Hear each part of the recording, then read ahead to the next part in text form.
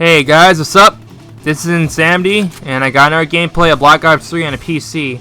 I'm not editing anything because the long video is necessary to talk about Captain America Civil War. I already watched it, twice in fact. I really wanted to wait later to do my review of Civil War because even though I watched it a couple weeks ago, I wanted to avoid the honeymoon phase where everything's all wonderful at first glance and then later on, you realize not all is what it seems. With the Marvel Cinematic Universe well established, it's very easy to start with the hyperbole after finishing a new Marvel movie.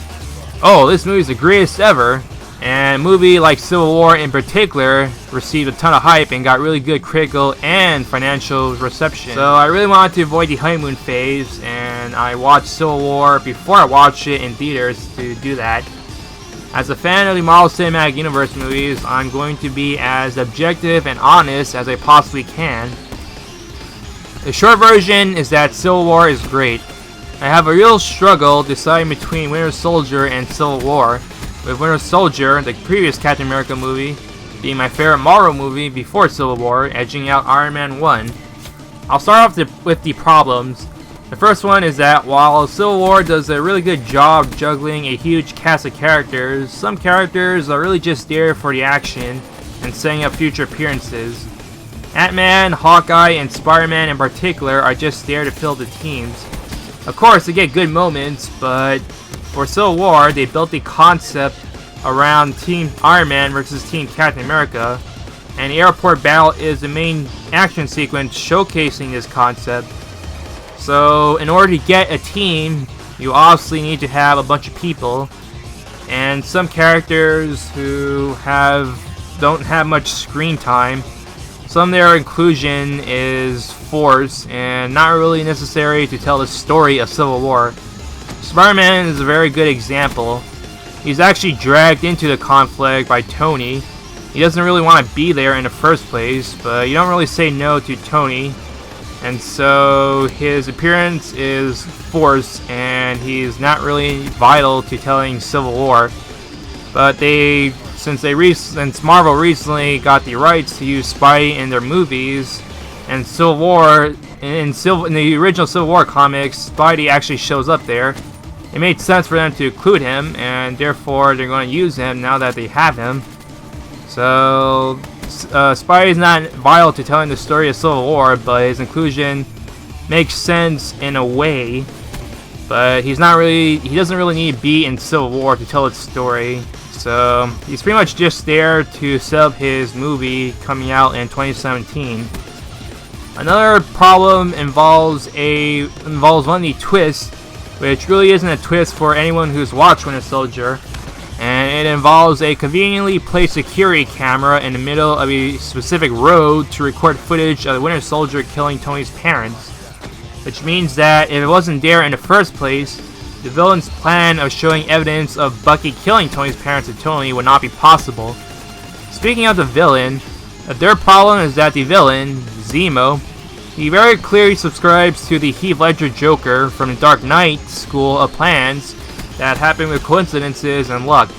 The most obvious one is Zemo being able to know of Bucky's interrogation well in advance that he kills and replaces the doctor meant to interrogate Bucky, is in perfect position to have his EMP device arrive just in time as he's speaking to Bucky to knock out the power lines in the building where the interrogation is taking place, and therefore he has no security cameras recording the room he's in with Bucky, so he can say the magic words to Bucky to get him into Winter Soldier mode again.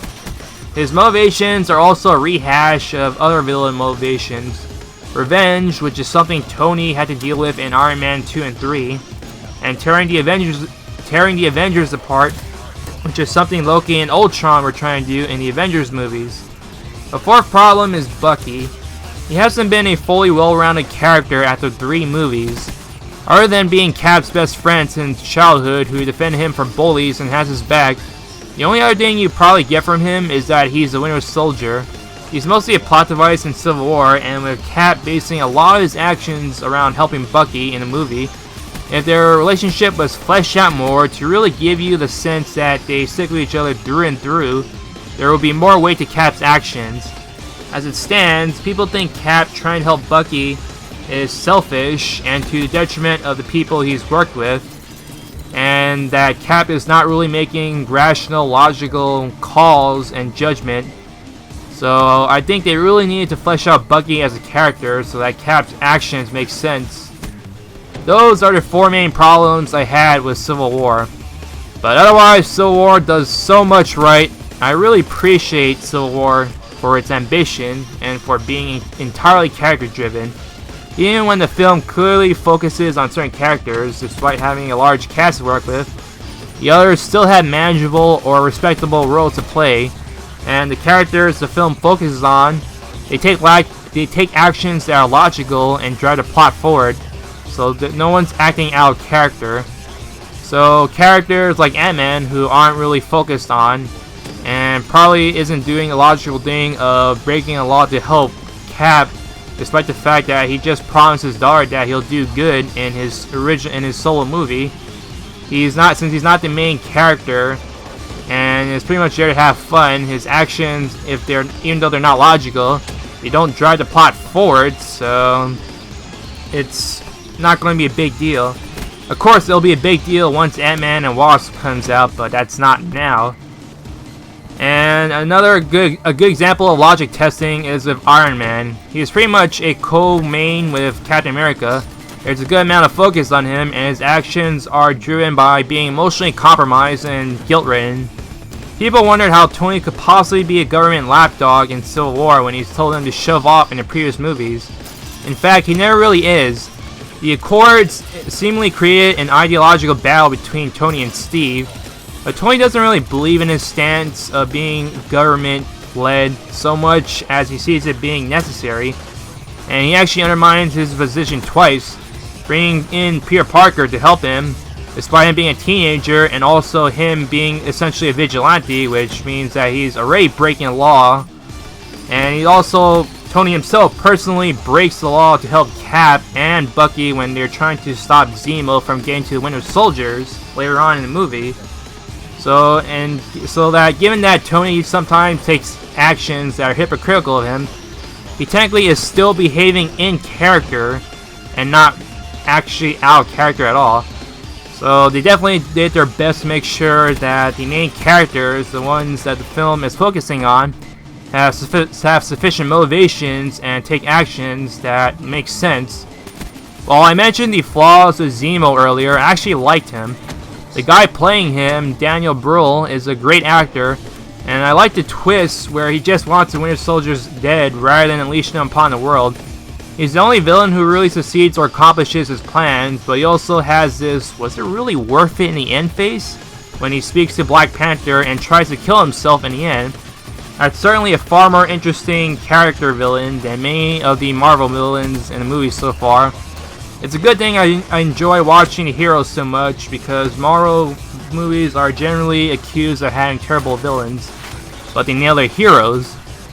And in regards to Civil War, I think Zemo is a pretty good start if they want to have villains that are interesting and memorable outside of Loki. The actors all did great, but what Robert Downey Jr. had to do with Tony in Civil War is probably his best performance since Iron Man 1. He's very emotionally driven, and the final act where he's shocked at Captain America for withholding the truth of his parents' deaths was really great acting. I remember one review saying that, which was a rotten review on Rotten Tomatoes, the blurb was something along the lines of Robert Downey Jr. is trying his best to give a good performance in a superhero movie, in a dumb superhero movie, and somehow he ends up succeeding. So people definitely, I think people probably find his performance in Civil War probably the best since Iron Man 1. And Captain America is my favorite character next to Iron Man, next to Chris Evans. But I really love the fact that Civil War now firmly cements Cap's legend status. There was a authoritative and commanding presence to Cap in this movie, two things that are absolutely vital to his character as a whole, and they nailed it. Nowhere is this more evident in the airport battle, which Cap is my favorite character in it, not Spider-Man or Ant-Man, who are considered the show stealers in the airport battle. Just seeing Cap stand his ground against the other heroes and highlighting his experience compared to characters like Spider-Man when he fights them was just awesome. I think the airport battle is overrated, but I enjoyed for the Captain America scenes and some of the humor involving Ant-Man. On a superficial level, the action scenes and humor sprinkled throughout were great, but the final battle being small scale and very intimate and personal was amazing. The third act is a huge improvement over Winter Soldiers and the usual big spectacle third acts in Marvel movies get themselves into. Some people disagree with the letter that Cap gives Tony at the end, believing it diffuses all the tension and emotions running high when they were beating each other up previously. And while I think that too, it's very much in character for Cap to empathize and forgive others, so I can let that go just fine. The pacing is good and I was continually engaged with the film. The one awkward and potentially squicky moment with Cap and Sharon kissing at least got a great punchline to get rid of the awkwardness. I still think in some respects Winter Soldier is the better movie, having a very tight script with scenes that don't drag and being more Cap focused, which is obviously easier when you don't have a huge ensemble of heroes. The third act in Winter Soldier is a letdown due to involving explosives, big CGI spectacle, but the conclusion and fallout at the end made up for it. Civil War is also missing 1v1 fights for Cap. He only gets one at the beginning with Crossbones and is very short, which is disappointing, even though I thought the fight itself was pretty good. Civil War is a more fun movie, while Winter Soldier is a more focused one, but both are pretty damn good. Although if I rewatch Winter Soldier, I may be able to form a more concrete opinion in regards to its placement in my favorite Marvel movies in comparison with Civil War. For now, Phase 3 started with a huge bang, and I'm hoping the rest of the Phase 3 movies are as strong as Civil War. That's the gameplay and commentary. Hope you enjoyed it, and Insanity is out.